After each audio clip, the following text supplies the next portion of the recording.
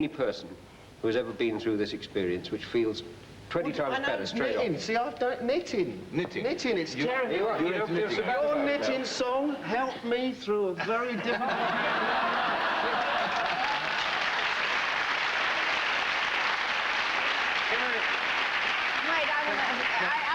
Listen, I know you're musicians, and music is sort of the something of our time, and our times are very violent. I don't know why. I just came from Los Angeles. I wasn't going to talk about this, but I live next door to the Dakota, and I heard the shots that killed John Lennon, and they were afraid. And I called the police, and I thought it was a backfire. And then I said, "You're not going to start crying again?" No, I'm not going to. I think I'm not going to. I wasn't going to talk about it. But we are living in very violent times, especially in Los Angeles. You know, people have got mace and guns, and they're scared to walk in the street, and there's such and it seems to me that music, all art, does reflect its times and its period. I don't think it changes. I think it reflects. I think that's absolutely right. I think and that's isn't the right. music now the punk rock expression of? I mean, 2 years ago I was hearing there was somebody dressed like Hitler playing the piano on the BBC. But I don't think you see it. Sparks. He's talking about Sparks. He was born looking like Hitler, that's right. Can we, what about the business there? You mentioned about kids would write into you with problems about drugs and all that sort of thing. Now, there are casualties in the rock world, as there indeed in the world of movies, where people... Yeah, there's a casualty here, the wrong barber, mate. Comb your hair, he said. I mean, who do you go to? Well, I don't. It's cute. But I mean, what about the drugs thing and the self-destruction there are in people? I mean, you had the classic example in your group with Keith Moon. I mean, who drank himself and drugged himself to death. He decided to do it. It was amazing to watch. He was a wonderful guy, but he did have a black side as well. And the black side, if it wasn't applied to the outside world, he tended to concentrate on himself. He was an incredible, charismatic, funny guy who would just... His whole life was... Who's the straight man? Find the straight man, and then just rap and joke, and then on the stage, and he totally dedicated to entertaining people. And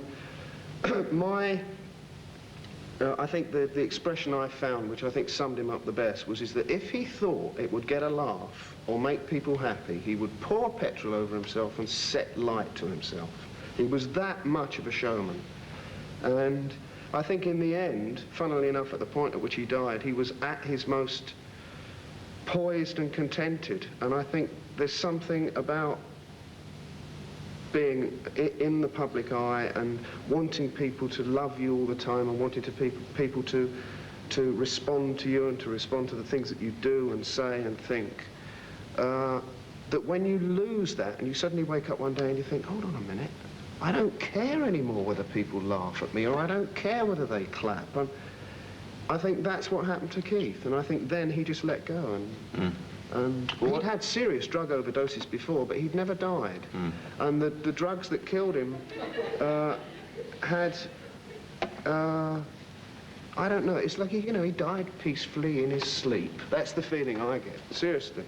You know, even though it was drugs that affected it, I think he just let go. What about you, though, you yourself? I mean, were you ever on that really rocky the same road? I've never been into narcotics. By that I mean heroin and cocaine and things like that.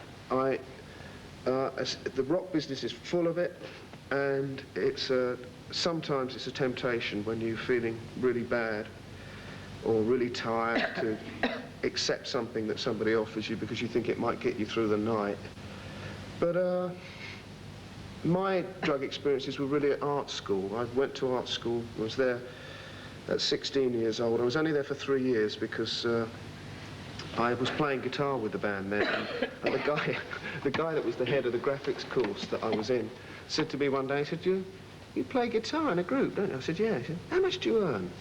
So I said, oh, about 30 quid a week. He said, 30 quid a week? Leave! That's more than I earn, you know, and he was one of the guys, this is in 66 or, no, 62, making the big Guinness, the famous Guinness commercials and stuff like that. Really good, you know, wonderful agency. I can't remember the name.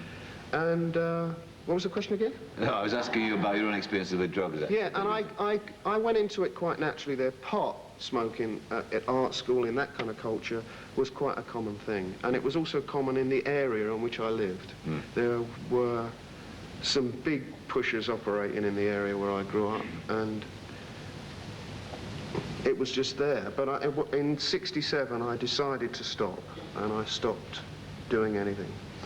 And became an alcoholic. And became an alcoholic instead. Well, I mean, can you name me a musician who isn't, for God's sake? I mean, all that lot over there, I mean, really. But what about the thing that actually gave you, you're talking there about money, that gave you financial liberation?